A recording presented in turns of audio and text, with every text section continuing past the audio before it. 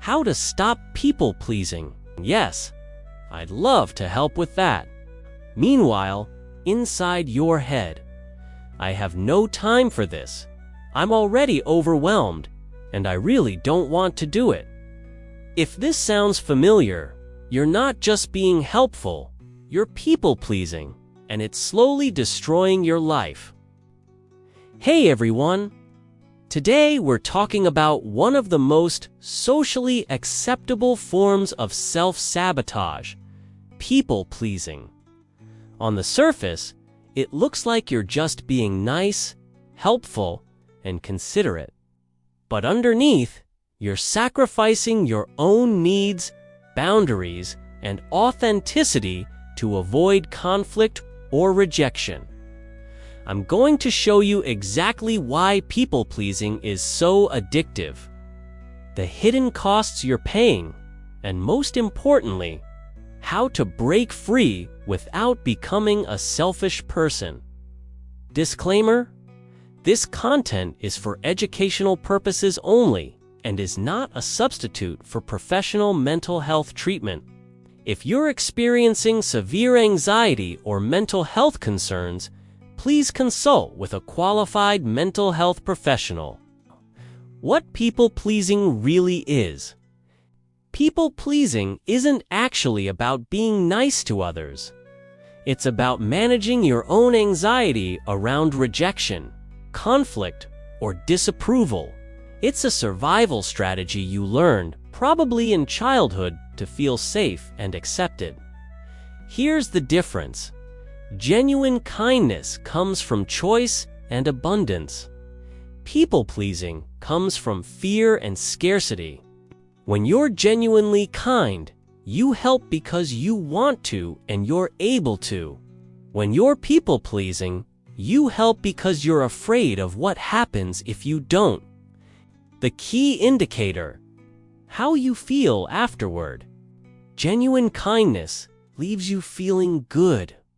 People-pleasing leaves you feeling resentful, exhausted, or taken advantage of.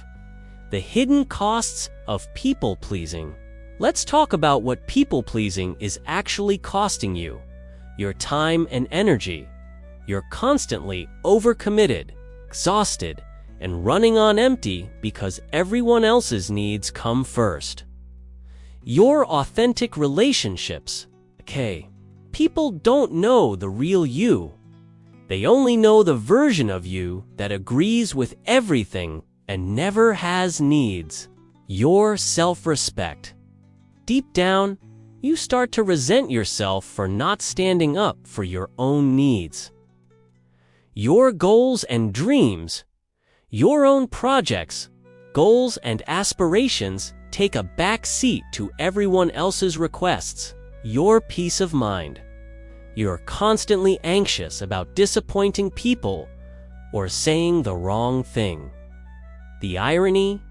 You think people-pleasing keeps you safe and loved, but it actually prevents genuine connection and keeps you trapped in exhausting, one-sided relationships. Why is it so hard to stop? People-pleasing is addictive because it works.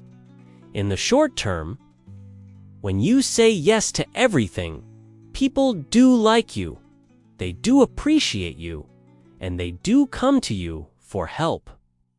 The problem is, they're not connecting with the real you. Plus, your brain has been conditioned to believe that rejection equals danger. Every time you even think about saying no, your nervous system kicks into panic mode.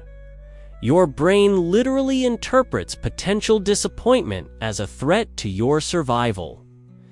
And here's the kicker. Our society rewards people-pleasing, especially in women. We're praised for being selfless, accommodating, and easygoing. So you've been getting positive reinforcement for this behavior your entire life. The people-pleasing cycle. Here's how the cycle works. 1. Someone makes a request or you anticipate their needs. 2. You feel anxiety about potentially saying no. 3. You say yes to avoid the discomfort. 4. You get temporary relief and maybe some appreciation. 5. You feel resentful, overwhelmed, or taken advantage of. 6. You promise yourself you'll say no next time. 7. Repeat. Breaking this cycle requires understanding that the temporary relief you get from saying yes is actually what keeps you trapped. You're avoiding short-term discomfort, but creating long-term misery. Strategy number 1. Start with micro-no's. Don't try to go from people-pleaser to boundary-setting badass overnight. Start with tiny low-stakes situations. Examples of micro-no's. I prefer tea over coffee when someone asks what you want to drink. I'd rather watch something else when choosing a movie. I'm not available at that time for a non-essential meeting. I don't really like that restaurant when making dinner plans. These seem insignificant, but they're actually training your nervous system that it's safe to have preferences and express them. Each micro-no builds your tolerance for the discomfort of potentially disappointing someone. Strategy number 2. The pause technique. Stop giving immediate answers to requests. This is huge. People pleasers say yes instantly because they want to avoid the anxiety of considering saying no. Your new default response is, "Let me check my calendar and get back to you. I need to think about that. Can I let you know tomorrow? I'm not sure if I can commit to that right now." This pause gives you time to check in with yourself. Do I actually want to do this? Do I have the time and energy? Am I saying yes out of fear or genuine desire to help? The pause also trains other people that you're not an automatic yes machine. Strategy number 3. The values filter. Get clear on your core values and use them as a filter for decisions. When someone makes a request, ask yourself, does saying yes to this align with what's most important to me? For example, if family time is a core value, saying yes to work events every weekend doesn't align. If personal growth is a priority, saying yes to activities that drain your energy without contributing to your development doesn't make sense. This isn't about being selfish. It's about being intentional. When your decisions align with your values, you'll feel more authentic and less resentful. Strategy number 4. Reframe saying no. People pleasers think saying no makes them selfish or mean. Let's reframe this. Saying no to one thing means saying yes to something else. When you say no to that extra project, you're saying yes to time with your family.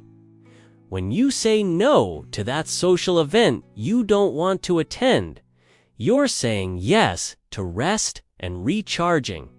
Saying no teaches people how to treat you. When you have boundaries, people learn to respect your time and energy. When you don't, they learn they can take advantage of your inability to say no. Saying no is actually more honest. Saying yes when you mean no is lying. It's pretending to be someone you're not. Strategy number 5. Prepare for pushback. Here's what nobody tells you. When you stop people-pleasing, some people will not like it. The people who have been benefiting from your inability to say no will push back. Common pushback. You've changed. You used to be so helpful. I thought I could count on you. Guilt trips, manipulation, or emotional outbursts. This is actually a good sign. It means your boundaries are working. The people who get angry when you stop people-pleasing are exactly the people you needed boundaries with. Prepare yourself mentally for this pushback so you don't cave in when it happens. Strategy number 6. Find your tribe. As you stop people-pleasing, you'll discover that some relationships were built entirely on your willingness to say yes to everything. These relationships may not survive your newfound boundaries, and that's okay. But you'll also discover something beautiful. The people who truly care about you will respect your boundaries. They want you to be authentic, not exhausted. Start cultivating relationships with people who appreciate the real you. Someone with needs, preferences, and limits. These are the relationships worth investing in. The gradual approach. Remember, you didn't become a people pleaser overnight, and you won't stop overnight either.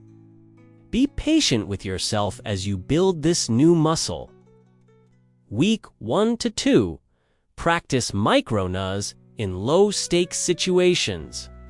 Week 3 to 4, start using the pause technique for bigger requests.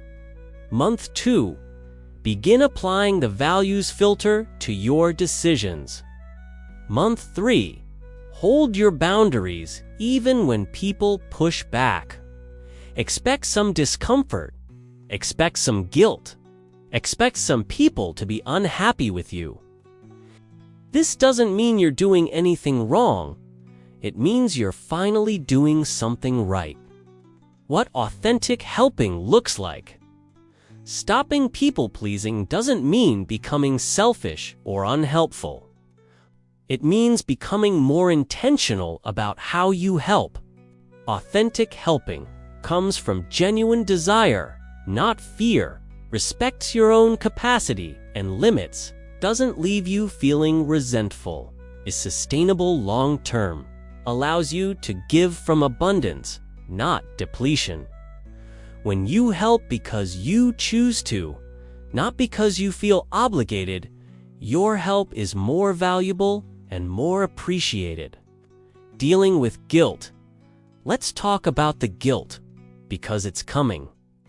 When you start saying no, you'll feel guilty. This is normal and temporary.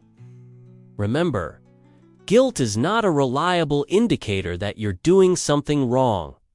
If you've been people-pleasing for years, your emotional compass is miscalibrated. What feels wrong setting boundaries is actually healthy. And what feels right? Saying yes to everything is actually harmful. The guilt will fade as you practice. Trust the process, not the feeling. Signs you're making progress. Here's how you'll know it's working. You feel less resentful in your relationships. You have more time and energy for things that matter to you. People start respecting your time more. You feel more authentic in your interactions. You're attracting healthier relationships.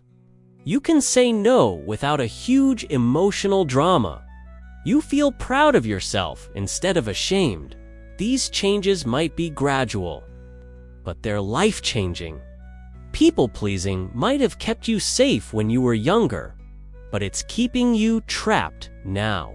You deserve relationships where you can be authentic, where your needs matter, and where you're valued for who you are, not just what you do for others.